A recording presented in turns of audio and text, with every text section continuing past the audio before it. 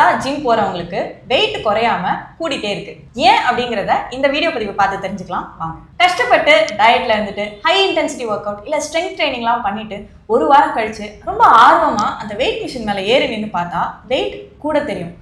என்னடா இது இவ்வளோ கஷ்டப்பட்டிருக்கோம், ஒரு இம்ப்ரூவ்மெண்ட்டும் இல்லையே அப்படின்னு அப்செட் ஆகாதீங்க. உங்க பாடிக்குள்ள ஒரு மெயின்டெனன்ஸ் மெக்கானிசம் நடந்துட்டு இருக்கு. அது என்னன்னு ஒன்று ஒன்றா சொல்றேன், வாங்க பார்க்கலாம். முதல்ல நீங்க எக்ஸசைஸ்லாம் பண்ண ஆரம்பிக்கும் போது உங்க மசில்ஸ்ல மைக்ரோ டியர் ஏற்படும். அதனால உங்க மசில்ஸ்ல ஒரு குட்டி வீக்கம் ஏற்படும். இது ரொம்ப சிம்பிளா சொல்லணும் அப்படின்னா, இப்போ நான் கீழே விழுந்து என் முட்டியில் அடிபட்டுட்டேன் அப்படின்னா அந்த இடத்துல ஒரு ஸ்வெல்லிங் வரும். அதை ரிப்பேர் பண்றதுக்கு அங்கே கொஞ்சம் ஃப்ளூயிட்ஸ் வரும். இதனாலையும் ஃபர்ஸ்ட் ஃபியூ வீக்ஸ்ல வெயிட் கொஞ்சம் கூட தெரியும். இன்னொன்று, உங்க மசில்ஸ் நல்லா ஒர்க் பண்றதுக்கு கிளைக்கோஜன் வேணும். இந்த கிளைக்கோஜனை மசில்ஸ் ஸ்பாஞ்ச் மாதிரி உறிஞ்சுக்குமா. 1 கிராம் கிளைக்கோஜனை உங்க மசில்ஸ் ஸ்டோர் பண்றதுக்கு 3லேருந்து 4 கிராம் தண்ணி தேவைப்படுது. ஸோ இதனாலையும் ஃப்ளூயிட் ரிட்டென்ஷனால உங்க வெயிட் கூட தெரியலாம். அண்ட் மூணாவது ரொம்ப முக்கியமான விஷயம் உங்க ஹார்மோன்ஸ் தான். குறிப்பா நீங்க பெண்ணா இருந்தீங்க அப்படின்னா உங்க மென்சுரல் ஃபேஸ்க்கு கொஞ்ச நாள் முன்னாடி தான் ஜிம் ஜாயின் பண்ணியிருக்கீங்க அப்படின்னா நீங்க லூட்டியல் ஃபேஸ்ல இருப்பீங்க.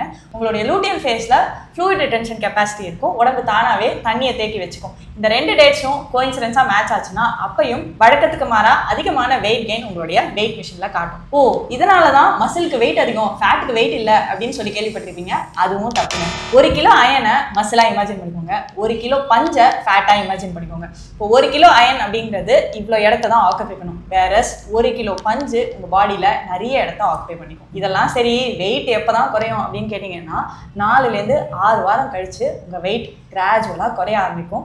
இங்கதான் ரியல் வெயிட் லாஸ் ஆரம்பிக்குது. 6 வாரம் கழிச்சு அந்த தண்ணிலாம் எங்க போயிடும் அப்படின்னு கேட்டீங்கன்னா அந்த தண்ணியோட அளவு ஸ்லோவா குறைய ஆரம்பிச்சிடும். ஃபர்ஸ்ட் நீங்க திடீர்னு எக்ஸசைஸ்லாம் பண்ணும்போது உங்க பாடிக்கு ஒரு ஷாக் ஏற்படும். இதனால இன்ஃப்ளமேஷன் ஜாஸ்தி ஆயிடும்.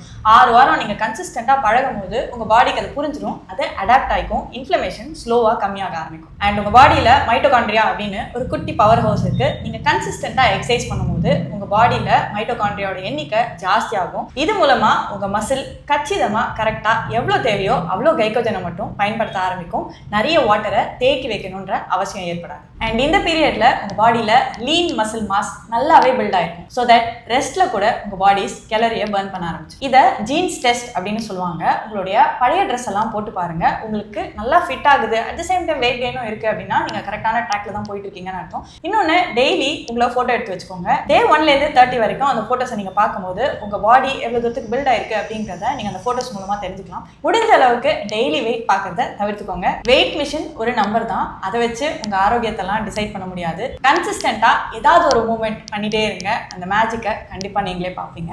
இதே மாதிரி ஹெல்த் ரிலேட்டடா இன்னும் பல இன்ஃபர்மேஷன் தெரிஞ்சுக்கணும் அப்படின்னா வைஷாலி ஹோமியோ கிளினிக் பேஜை ஃபாலோ பண்ண மறந்துடாதீங்க. பாய்.